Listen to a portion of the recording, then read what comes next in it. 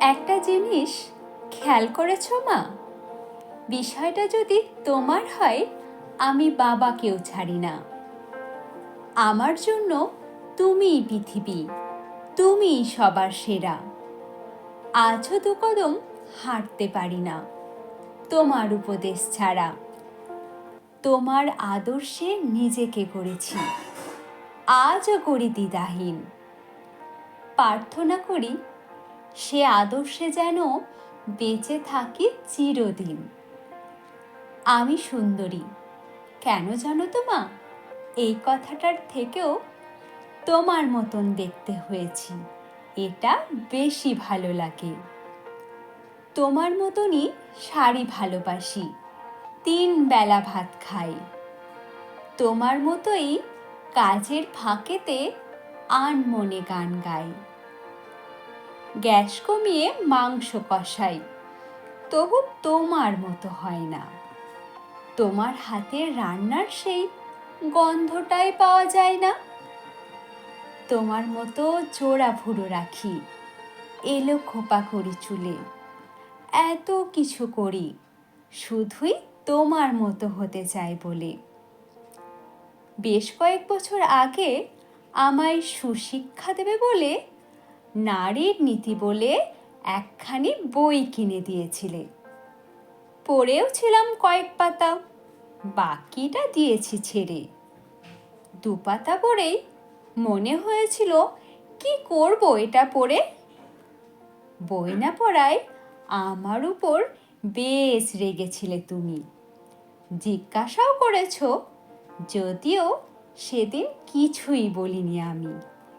কি বলবো মা, কি পড়বো আমি ওই কটা কাগজের ভাঁজে? আসল নারী তো বিরাজ করছে আমার মায়ের মাঝে। জানো তো মা, ওই বইটার প্রতিটি পাতার কথা মনে হয়েছিল তোমায় নিয়েই, তোমায় ভেবেই গাঁথা। ওতে বর্ণিত প্রকৃত নারীর সকল উপমাগুলো পড়ে দেখলাম তোমার সাথে একেবারে মিলে গেল। তাই 2 পাতা পড়েই ফেরত দিলাম বইটা তোমার কাছে। আমার কাছে প্রকৃত নারীর জীবিত উপমা আছে। তাই মিথ্যেই করি তোমার আদলে নিজেকে করার বায়না।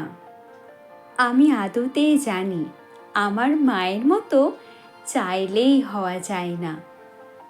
তোমার মতো এত স্নিগ্ধতা আমার ভিতর কই? তোমার মতো এত স্নেহশীলা আমি অন্তত নই। মা, এই দেখো, এইটুকু শুনেই চোখে জল চলে এলো। অমনি আবার আমারও সকল ছন্দ গুলিয়ে গেল। যাকে ছন্দ পতন ঘটুক, কি আর এলো গেল তাতে। ছন্দ ছাড়াই কথা বলা যায় আমার মায়ের সাথে।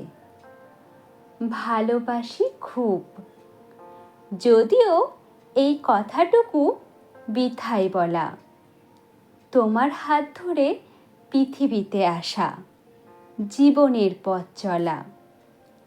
হোঁচট খেয়েছি, পড়িনি কখনো, তুমি হাত ধরেছিলে। অবাধ্যতায় শাসন করেছ, এগিয়ে যাওনি একা ফেলে। আমি হাসতে শিখেছি, বাঁচতে শিখেছি আবার নতুন করে, কারণ তুমি এই হাতখানি দাওনি কখনো ছেড়ে। ভুল করে গেছি বারবার কত, শুধরে দিয়েছ তুমি। আর জন্মেও যেন তোমাকে পাশে পেতে চাই আমি, শুধু তোমাকেই পাশে পেতে চাই আমি।